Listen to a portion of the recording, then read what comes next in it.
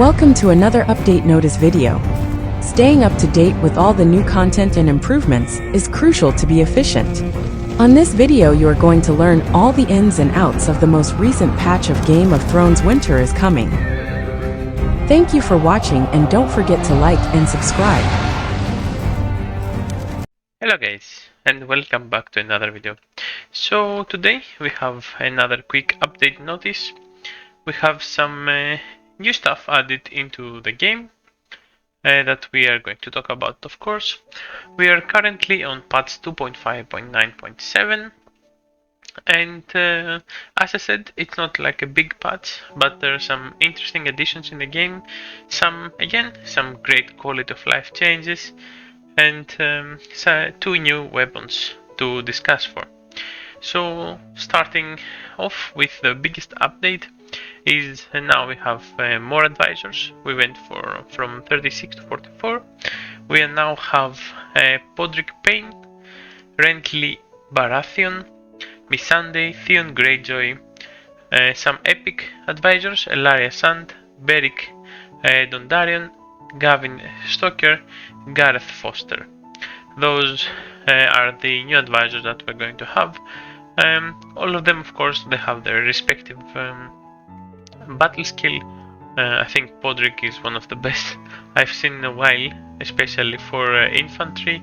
If you combine this with Variant, for example, it's going to give you a very nice advantage in terms of damage output. We have Missandei for the healing and the spearman formation, or in weakness in general, because of course healing can be used on all the weakness setups. Renly Baratheon is going to be very good again for cavalry. It's the first time we actually see that now active army skills can critical strike. This is something that many are afraid of, because imagine a Dany critical striking with the active army skill or Cersei. So it's gonna be a lot of damage, but 10% is low enough for the moment to not worry, of course. Moving on, we have a new weapon for the infantry commander phase.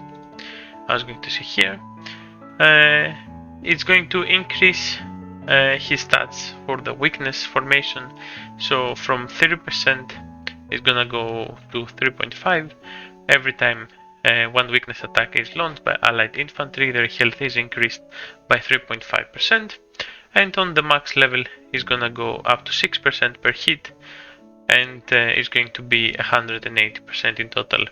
180% actually is a lot. Is like 4 badges plus a little more than 4, but 6 badges. So it's not a small amount. It's going to be a good boost for the free-to-play weakness infantry players, and it's going to add some diversity into that. It says that it's going to be a source from archery contest, but actually we have not really seen how we get it for the time being. This archery contest I was not able to find it anywhere, so we will have to see about it. This KVK, the January KVK, is going to bring back the fan favorite alpaca troops. So as going to see here, in this War of the Kingdoms, continuously occupying an enemy great city will cause alpaca defense troops to appear, and if you defeat them, you're going to get some rewards. Additionally, the War of Kingdoms will include the Lords of Light Revival and Lords of Light Blessing. The Revival, of course, is another fan favorite KVK, where all the troops are going to be revived, and the Lord of Light Blessing is going to increase the diamonds you get from the diamond mines. All in all, again, as I said, one of the fan favorite KVKs is coming back in a week from the time you see this video. So moving on to the Alliance Conquest changes, we are going to see a new weapon added in the Valor shop. We are going to have the mango weapon, the Arax, maybe, I don't know, I'm not good with pronunciations.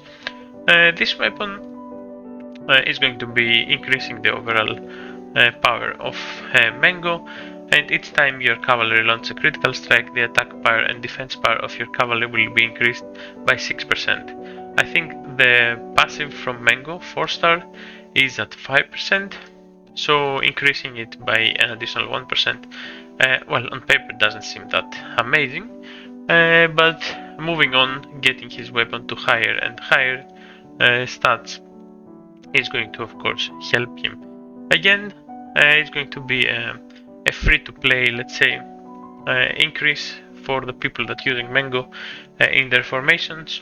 This is for the cavalry bleed formation that it's not really that used to be played by many players, but whoever runs it, I'm sure they're gonna have a lot of fun with using Mango weapon. And of course, since this weapon is also obtainable by free to play, many players will get it even just for the army size increase.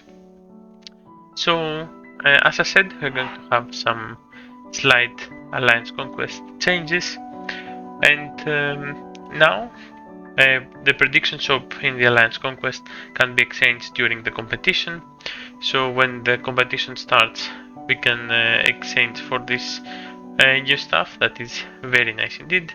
Some boots, 75% is very nice to have. And as you see, the City of Stars for 14 days. This is really good for people that were doing great with their predictions and their feathers. So the rewards have been updated a little bit. They also added a new penalty rule for the Alliance Conquest and Sins of Winterfell at the same time. That we saw that some alliances during the 6th round of the season they did not play in order to maintain their ladder points. It was usually on the last months of the season, but now if your alliance is going to skip the match in general, not even on the last one, they're going to be deducted by 50 ladder points. So that makes them to play that match, even if they lose, they can try to get a better result and lose less points. So it's really important to see how the dynamics change now. That actually many alliances were using, let's say it's a trick, but it's a decision from the team to not play one of the matches in order to not lose ladder points. Now, if you don't play, you're gonna lose ladder points regardless. So last but not least, let's talk about the three new improvements that we have. Now in supply management, when you're going to trade some items for supplies, you used to not have this prompt right here to tell you exactly how many coins you're going to get.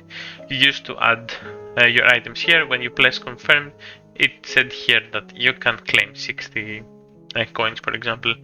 And it was really frustrating because not everyone remembered how many points or do math and so on. So now you get the point prompt here, so it's much easier to do some elite events or daily that require recycling resources. This is really good, as I said, a great quality of life change. And talking about quality of life, we have a one-click start here to open boxes in our inventory. This is focused, of course, on boxes that they don't have a select option. So boxes like the Dragon Trade chest, for example, or the Commander chest, you cannot use this feature to unlock these boxes. Only available for the boxes that provide you with random items. This is really good to empty your inventory really quickly. For some, they were keeping up with their inventory and you always open the boxes. For me, that I like to hoard things, I have a lot of boxes that I want to get rid of them at some point. And last but not least, now on the report page, you can use the multiple choice and delete multiple emails at once without clicking delete and so on. So this is going to speed up the process deleting certain mails, because we used to have either delete one by one or all of them at the same time. Many people have deleted reports that they never wanted to delete, or some other mails in their system. So again, another great quality of life change. So that with this little addition pretty much covers the entirety of this patch. As I said, some small changes, new advisors, new weapons, and some great quality of life changes is going to be the sum of this patch. Thank you very much for watching, and I will see you on the next one. And always hesitating, kryptonite desires set my heart afire. Heart on fire, set my heart afire.